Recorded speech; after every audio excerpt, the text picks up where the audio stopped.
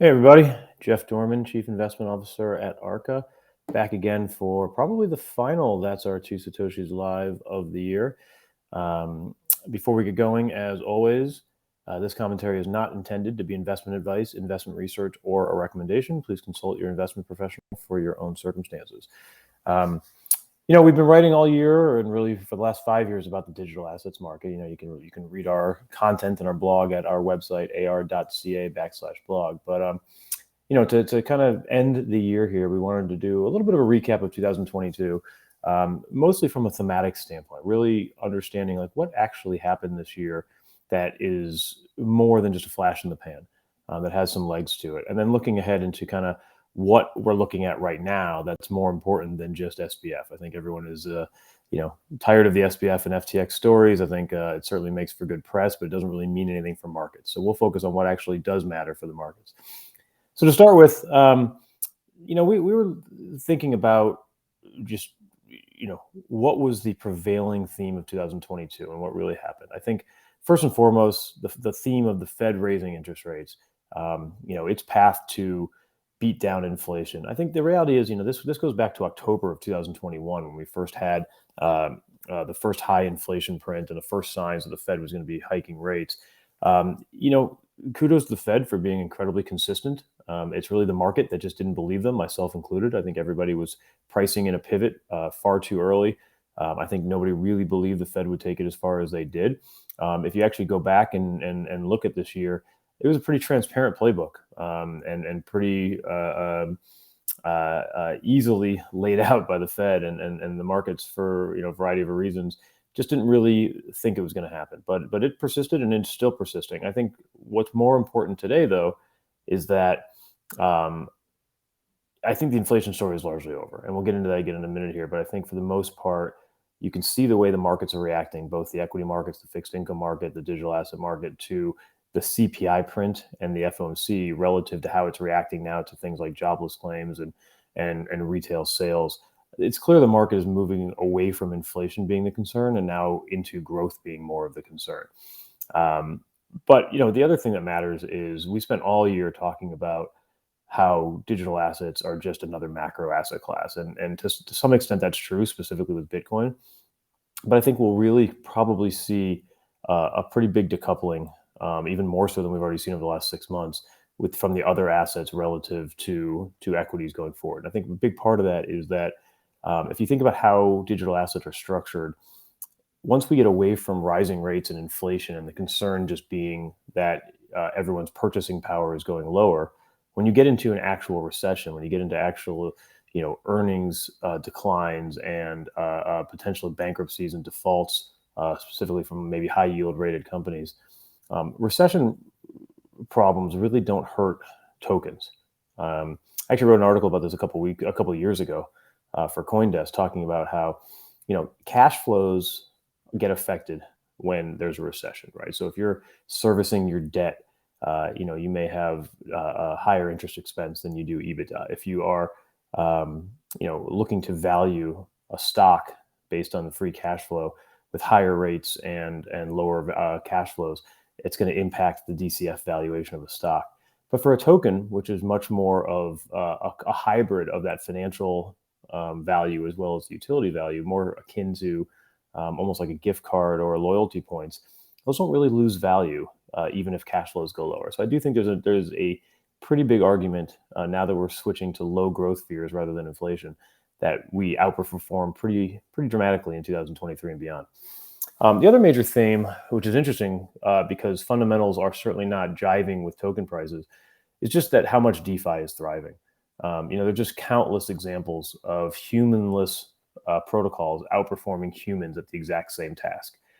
It's something that we've talked about for really since DeFi kind of came onto the scene 3-4 years ago, but this was just living proof of it this year. I mean, every single centralized business that failed had a decentralized counterpart that did not fail, right? I mean, these are perfect substitutes. Everything that Genesis and Celsius and BlockFi does, so does Aave and Compound and Maker, right? Everything that Coinbase or I guess, let's use FTX. Everything that FTX does is, mimicked by what a DYDX or a GMX or a Uniswap does. So it's, we actually went back and looked at how many times we wrote about this in 2022, and it was a lot. I mean, it was the prevailing theme over and over again, that even though DeFi tokens may not be capturing the value that we thought, DeFi protocols are certainly fundamentally improving at the expense of their centralized counterparts. That being said, DeFi hacks. Again, we went through all the archives of what we wrote this year. We wrote about DeFi hacks a lot this year.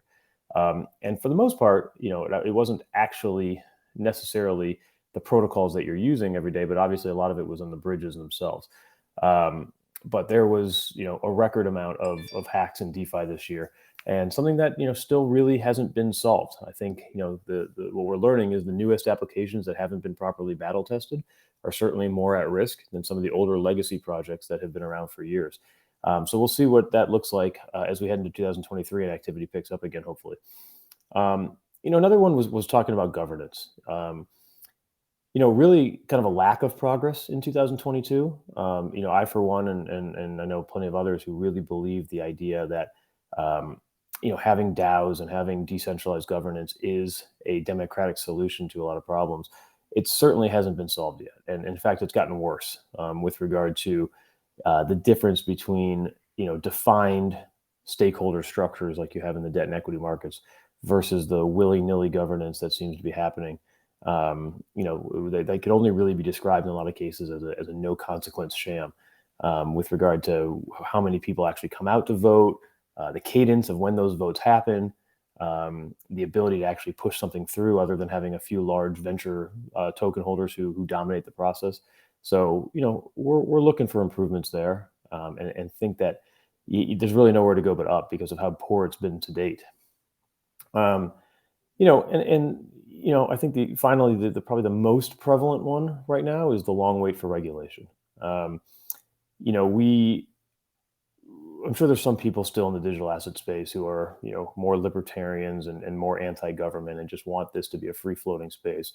But I think the actions of 2022 really sealed the fate of what this industry is going to look like. There will be regulation at some point. It's going to take a long time, but it has to happen, right? It has to happen with the low-hanging fruit. That means stablecoin regulation, treating them just like money markets. That means exchange regulation, at least with regard to transparency and proof of reserves and assets. But we wrote, dozens of times about, all the different regulatory bodies and how they have failed to really come through in the space, but how we need a sort of a unified effort now going forward to prevent some of the issues from this year. And that dovetails really well with what it means for the TradFi world entering this space.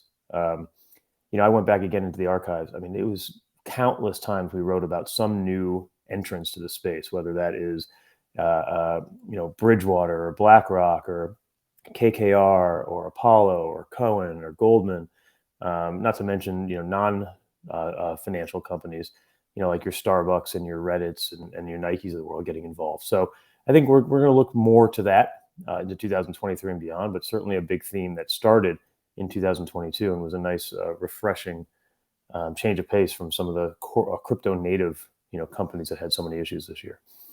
And lastly, I think, the Ethereum merge is probably going to be lost on this year just because of all the non-technological advancements or rather detractors from this year with all the bankruptcies and the failures of so many companies.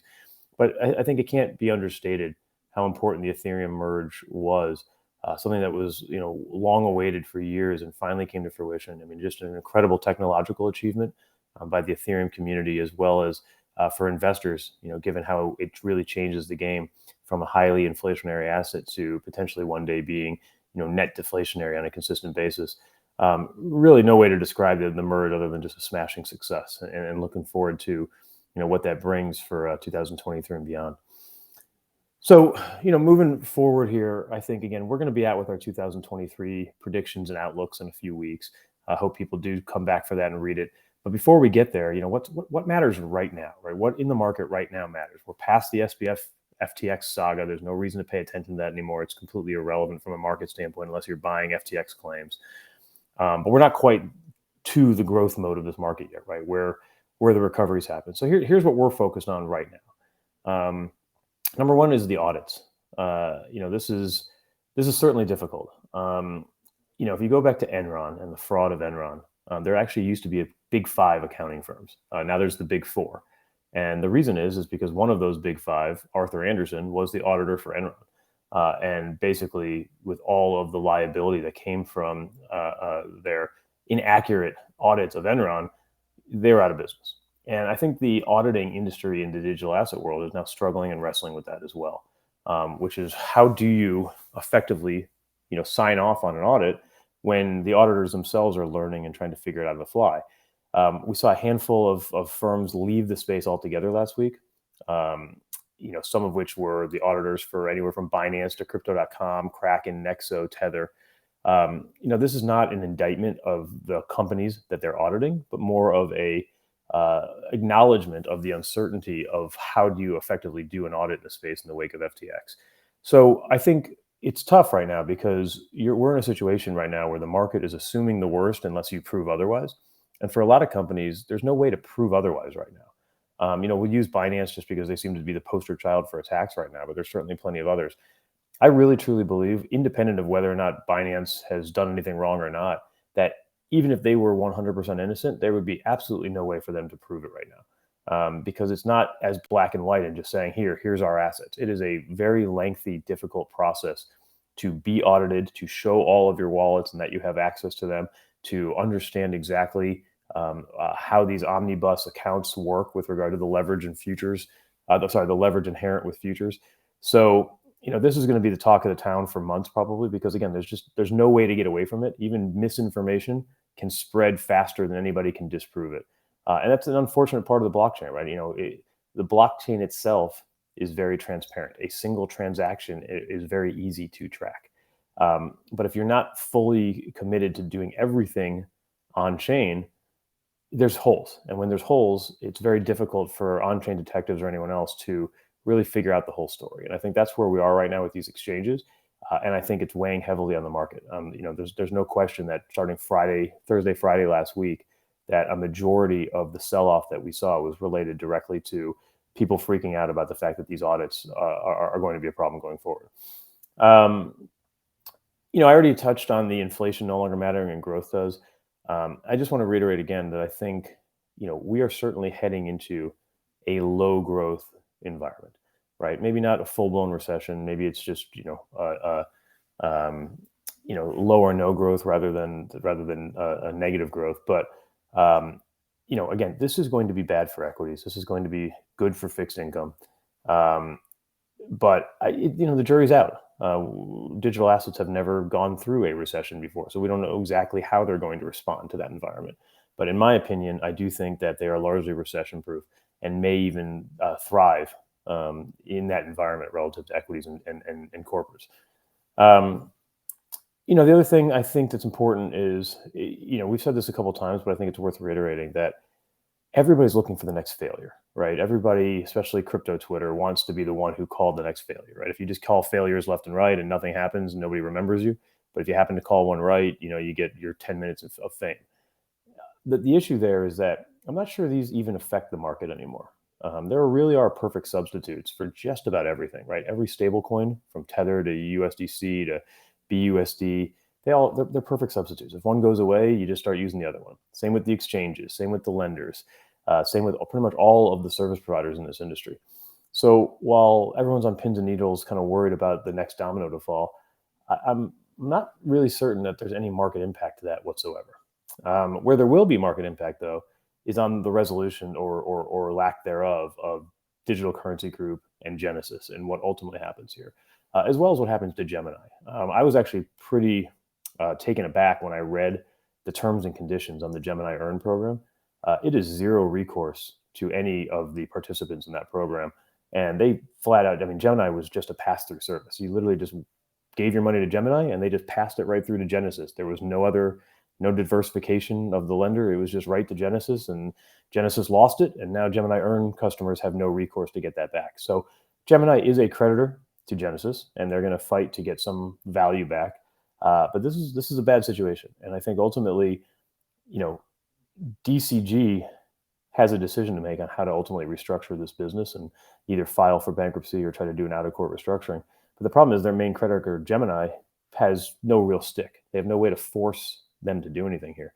So this could be ongoing for a long time. And the problem with that is the longer DCG stays alive and solvent without filing for bankruptcy, the longer we have market uncertainty. And that means that every asset that DCG owns is going to be assumed to be sold. And you saw that last week, right? Almost every asset that is either on DCG's balance sheet or is in one of the grayscale trusts was sold off harder than any other assets.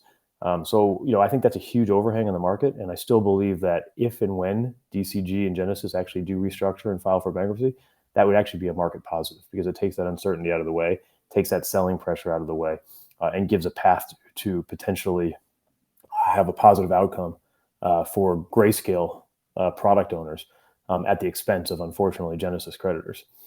So we'll see what happens into the new year. Not that flipping the calendar really is that impactful, but I think everyone's looking for a fresh start this year.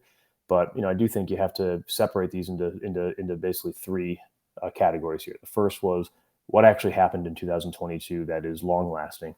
What is happening right now that the market is focused on? And then what is the catalyst for growth heading into 2023 and beyond? So we tackled two of those three today. We'll be back in a couple weeks to tackle the outlook. Until that time, stay safe over the holidays. Happy holidays to everyone. And please check out the full blog if you want to read it at ar.ca/blog. Happy holidays again, and we will talk to you in the new year.